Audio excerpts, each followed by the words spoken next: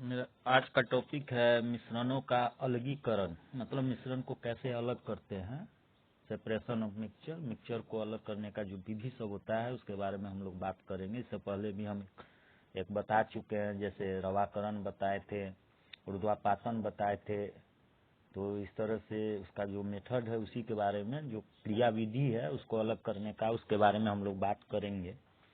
तो हमारा जो अगला है जो क्रिया विधि है वो आसवन है, जिसको अंग्रेजी में डिस्टिलेशन कहते हैं।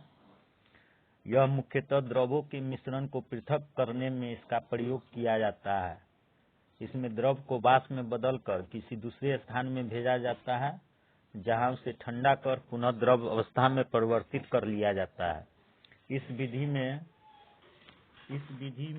पहला प्रक्रम वाष्पन वेपोराइजेशन तथा दूसरा प्रकरण संघनन, जिसको कंडेंसेशन कहते हैं अंग्रेजी में, कहलाता है। इससे साधारण जल को आशुद्ध जल बनाया जाता है। मतलब इस मिट्टी का जो इस विधि का जो यूज है, प्रयोग है, वो जल को शुद्ध करने में किया जाता है। और फिर हमारा अगला जो है वो है प्रवाही आसवन। इसको कहते हैं फ्रैक्शनल डिस्टिलेशन।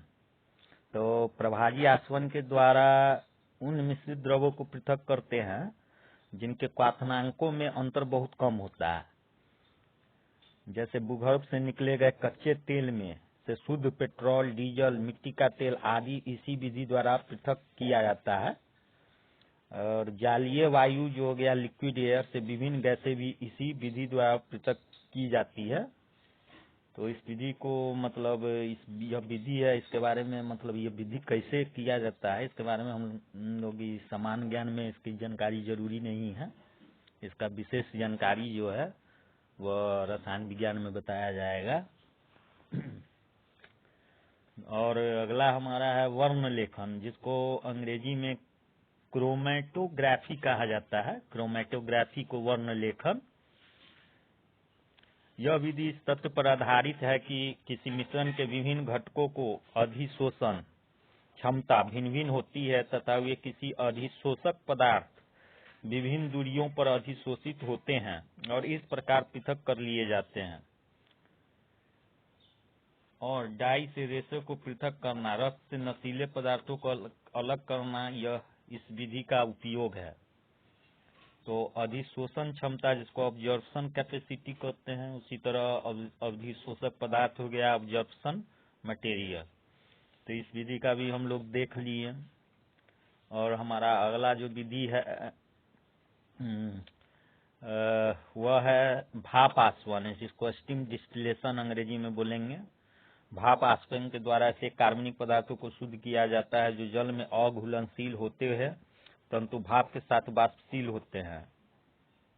जैसे कि कार्बनिक पदार्थ एसोटीन, मेथिल एल्कोहल, एसिटिलिडाइड आदि का शुद्धिकरण इस विधि के द्वारा किया जाता है। तो ये सब कुछ मतलब मिश्रण को अलग करने का विधि सब था, मेथड सब था। अब हम लोग देखते हैं कि भौतिक गुण के आधार पर मिश्रण के प्रकार। तो मिश्रण का प्रकार में जानेंगे कि किस किस प्रकार का मिश्रण सब होता है। जैसे हो गया कि गैस में ठोस का मिश्रण, इसका उदाहरण हो गया धुआं। उसी तरह से ठोस ठोस मिश्रण हो गया, जैसे ठोस को ठेस में मिलाकर जो मिश्रण बनेगा, जब विभिन्न तत्वों मिट्टी धातु के मिश्रण, गन पाउडर, पोटेशियम नाइट्रेट और सल्फर तथा चारकोल मिश्रण।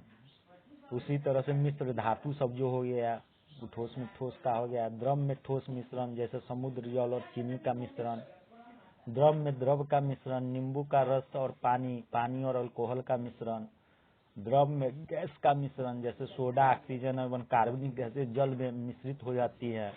और गैस में गैस का मिश्रण, जैसे हवा हो गया, इसमें मतलब सल्फर डाइऑक्साइड, कार्बन डाइऑक्साइड आदि सब गैस सब मिला हुआ रहता है, ऑक्सीजन होता है।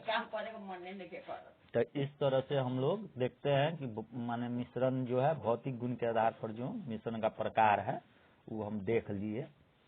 अब एक अगला हमारा तो माने छोटा सा टॉपिक है प्रस्वेद पदार्थ, जिसको डेलिक्वेसेंट अंग्रेजी शब्द इसका डेलिक्वेसेंट हुआ।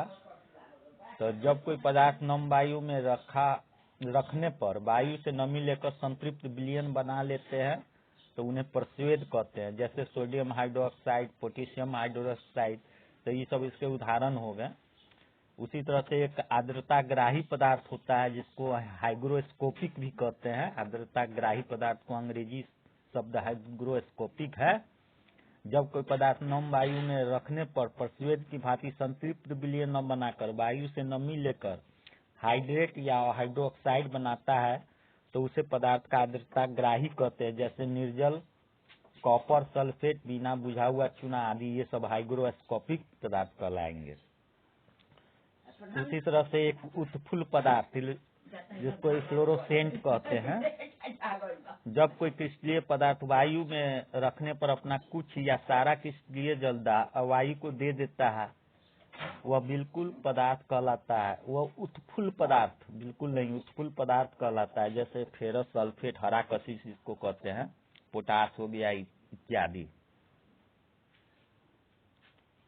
तो ये सब था मिश्रण और कुछ माने पदार्थ सब के बारे में जानकारी था।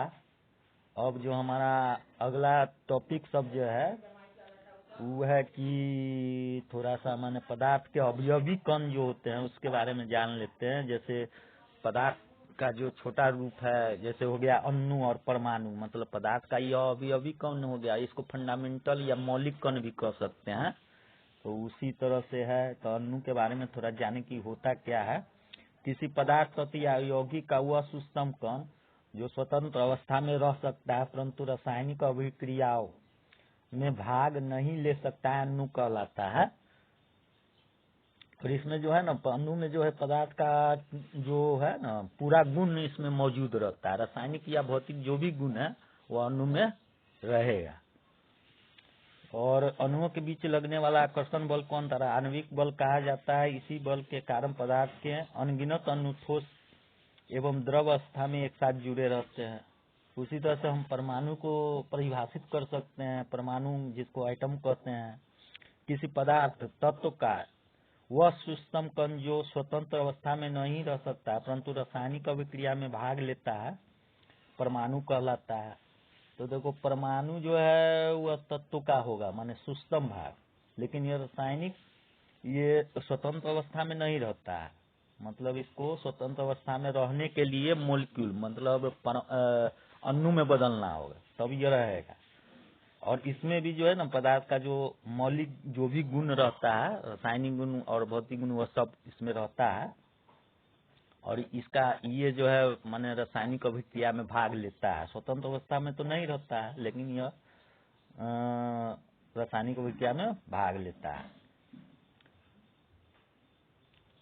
अब जो एक इम्पोर्टेंट बात है महत्वपूर्ण की परमाणु जो पहले कहा जाता था कि अविभाज्य है, परंतु आधुनिक आविष्कारों से यह बात माने हो चुका है कि परमाणु भी सूक्ष्म कणों से मिलकर बना होता है जिनमें इलेक्ट्रॉन, प्रोटॉन एवं न्यूट्रॉन मुख्य है। किसी तत्व के सभी परमाणु समरूप एवं सदृश होते हैं किंतु वे दूसरे तत्व के परमाणुओं से बिल्कुल भिन्न होते। कहने का मतलब है जैसे किसी तत्व का जो परमाणु होगा और जितना भी परमाणु होगा सब एक ही तरह का होगा।